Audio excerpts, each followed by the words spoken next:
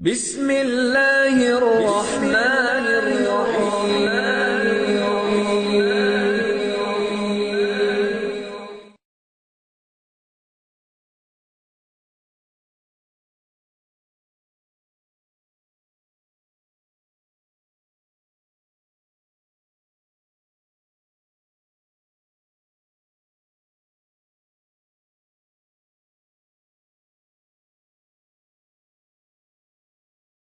আল্লাহ রাব্বুল আলামিন কেবলমাত্র যাদেরকে বাছাই করেন, যাদেরকে পছন্দ করেন, কেবলমাত্র তারাই এই কোরআনের মাহফিলে আসতে পারেন, কোরআনের মাহফিলে বসতে পারেন।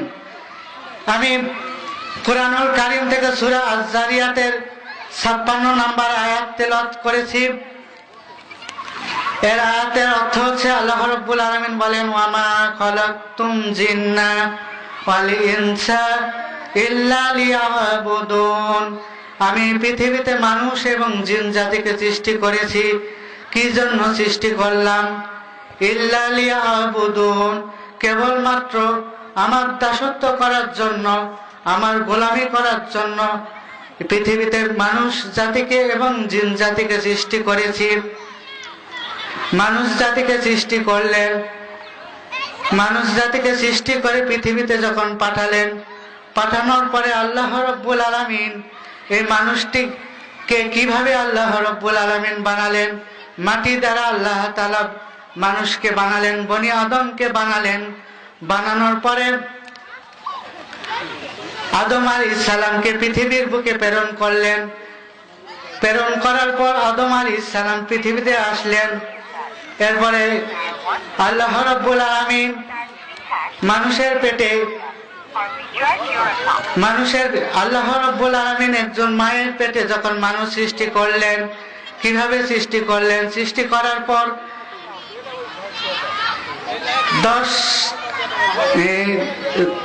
40 দিন জমাট বেঁধে থাকলো রক্ত। সেই রক্তকে আল্লাহ রাব্বুল আলামিন গোশতের টুকরায় পরিণত করে দিলেন। এরপরে গোশতের টুকরা থেকে, সেখান থেকে আল্লাহ রাব্বুল আলামিন হাড়-হুড্ডি লাগাই দিলেন। এরপরে 40 দিন পরে আল্লাহ রাব্বুল আলামিন মানুষের দেহে রূপান্তরিত করে দিলেন। মানুষের আকৃতি দান করার পর আল্লাহ রাব্বুল আলামিন সেই মানুষটির ভিতরে রূহ দান করে দিলেন। রূহ দেওয়ার পরে সেই মানুষটির খাবারের প্রয়োজন, সেই মানুষটির ভিতরে খাবারের প্রয়োজন হয়। সে মানুষটির খাবারের কি ব্যবস্থা করে দিলেন? আল্লাহ রাব্বুল আলামিন চিন্তা করলেন, পৃথিবীর বুকে কেউ সৃষ্টি করলো না, কেউ ওই বাচ্চাদের খাবারের চিন্তা করলো না, কেউ ওই বাচ্চাটির খাবারের চিন্তা করলো না, কোনো ডাক্তার চিন্তা করলো না, কোনো ইঞ্জিনিয়ার চিন্তা করলো না। আল্লাহ রাব্বুল আলামিন চিন্তা করলেন যে মানুষটির এই বাচ্চাদের খাবারের প্রয়োজন, কিভাবে খাবারের ব্যবস্থা করলেন?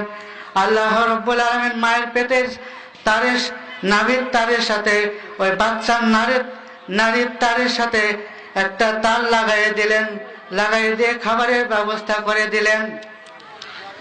এরপরে আল্লাহ রাব্বুল আলামিন ওই বাচ্চাকে আস্তে করে পৃথিবীর বুকে নিয়ে আসলেন। পৃথিবীর বুকে নিয়ে আসার পরে 10 বছর পর্যন্ত সে খাবার খেলো, বড় হলো। বড় হবার পরে আল্লাহ রাব্বুল আলামিন তাকে জিজ্ঞাসা করলেন, বান্দারে তুমি কি জানো, তোমাকে কি হিসেবে তোমাকে কি মর্যাদা দান করা হয়েছে? মানুষ কি বলবে?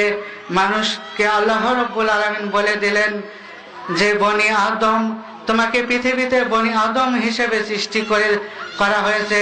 তোমাকে পৃথিবীর বুকে বনি আদমের মর্যাদা দিয়ে সৃষ্টি করা হয়েছে।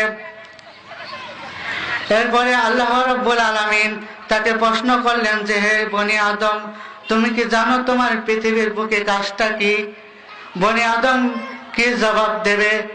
আল্লাহ রাব্বুল আলামিন বললেন যে পৃথিবীর বুকে তোমার কাজ হচ্ছে ওয়ামা খালাকতুল জিন্না ওয়াল ইনসা ইল্লা লিয়াবুদুন।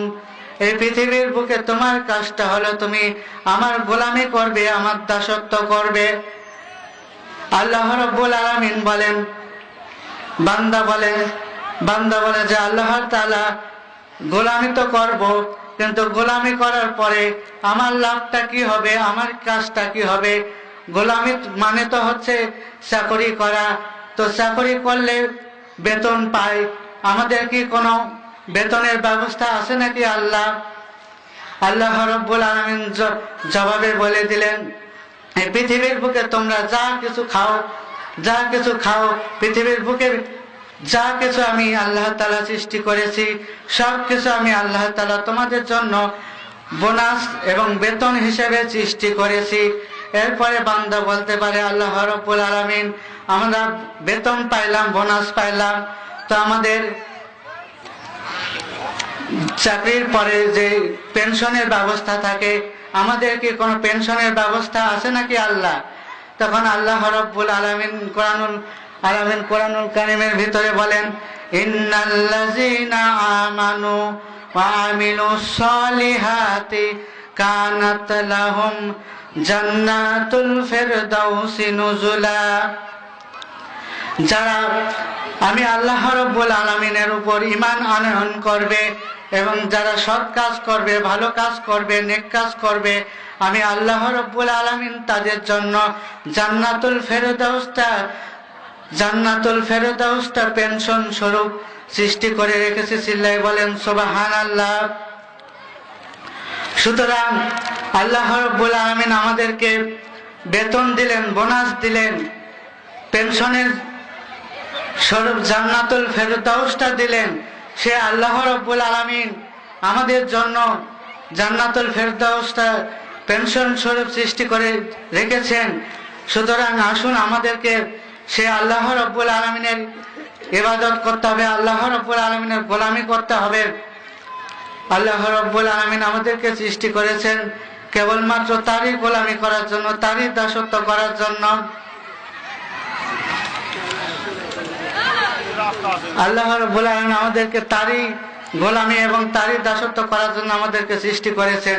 আমাদের উচিত তারই হুকুম আহকাম মেনে চলা। আমরা যতটুকু পারি আল্লাহর হুকুম মেনে চলবো। আল্লাহ রাব্বুল আলামিন আমাদেরকে সেই তৌফিক দান করুন। সবাই বলে আমিন। ওয়া আখির দাওয়ানা রাব্বিল আলামিন। আসসালামু আলাইকুম ওয়া রাহমাতুল্লাহি ওয়া বারাকাতুহু।